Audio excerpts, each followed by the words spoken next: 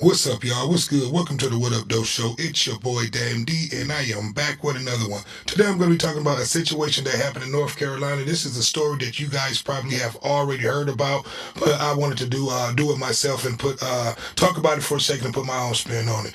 You had a situation where you had a North Carolina bus driver who was approached by a young man because he didn't stop where the bus driver wanted him to stop. So the young man pulled out a gun and was getting ready to and did shoot and fire.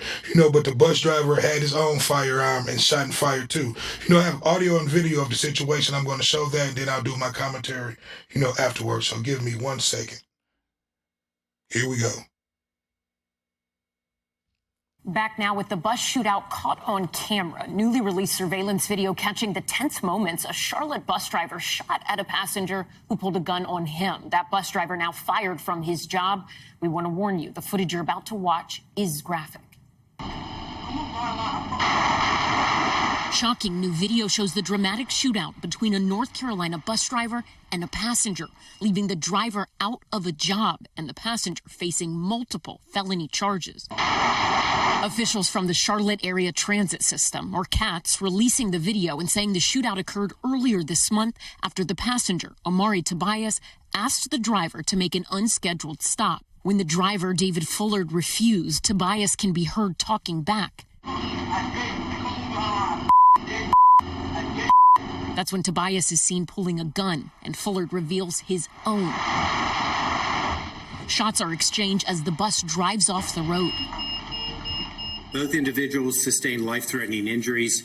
However, they are both now stable and expected to make full recoveries. 2 other passengers on the bus managed to escape the shootout without any injuries by running to the back of the bus, according to CATS. And now the driver has been fired after working for the bus system for nearly 2 decades. Possession of a firearm or other weapon is prohibited by the company's workplace violence policy while on duty or on company property. We don't want anyone possessing weapons on our vehicles. Drivers have been calling for heightened safety protocols within the system for many years now. Fullard's attorney telling NBC News the driver felt the need to arm himself following other violent incidents involving bus drivers in the area,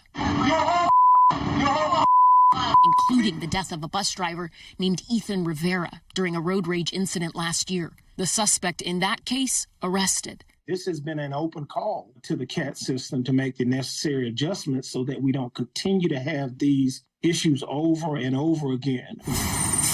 In a press conference, CATS officials acknowledging that their transit system is not immune to violent incidents, but they say 99% of trips happen without a problem and that the budget for security will increase by 50% starting in July. What we are doing provides safety for the passengers and for the riders. I think that this random violence or senseless violence is pervasive throughout the community.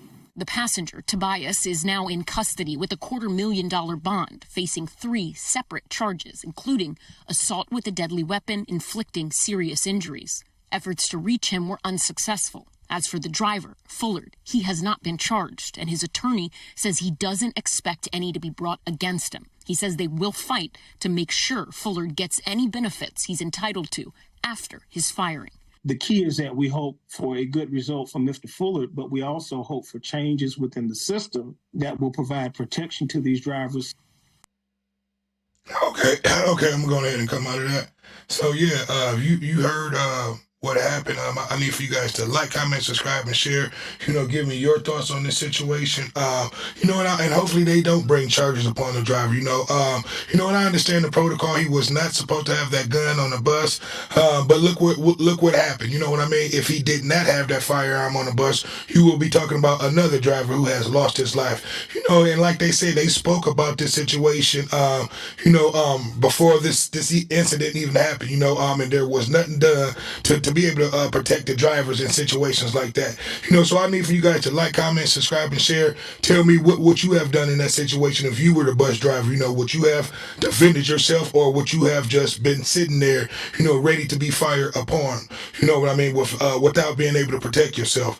It's easy for the state to say that that they shouldn't have to have the right to be able to protect themselves, but they're not the ones that's sitting there, behind that glass window that's not bulletproof, being fired upon. So like I said, I need for you guys to like, comment, subscribe, and share. I would love to hear your opinion. Tell me what you have done in that situation if you was the bus driver. It's another one. It's your boy Damn D, and I am out. Peace.